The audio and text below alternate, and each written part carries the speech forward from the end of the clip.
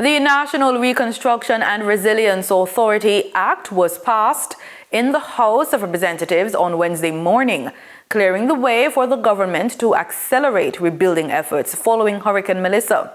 Following a marathon debate which ended minutes before 2 a.m., the bill was approved with 20 amendments after more than 8 hours of often heated debate which began Tuesday afternoon and spilled into the night.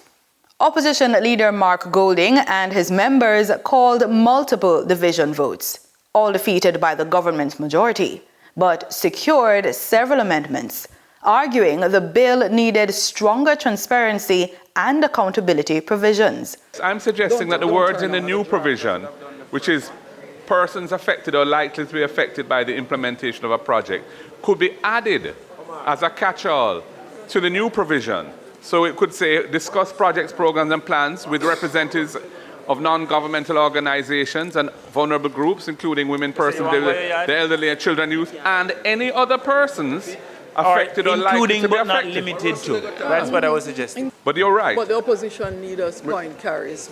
Government MP Marlene Malahoo Forte also raised concerns during the clause-by-clause review. Clause is now being amended to include the private sector projects, and the register speaks to the name and description of the project.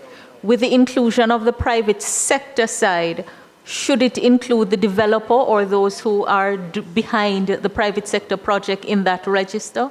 The clause indicates that other particulars can be prescribed. Right, I think that is clear. So these are in relation to national strategic projects. I wouldn't specifically put in the legislation that the developer must be included, but the name, the description, and clearly other particulars can be prescribed. That's my view on it. The government insists that the law is necessary for a swift and coordinated response to the estimated $12.2 billion in damage caused by the hurricane, maintaining that sufficient safeguards are in place. Closing the debate, the Prime Minister, Dr. Andrew Holness, sought to ease concerns over oversight while urging cooperation in the national interest.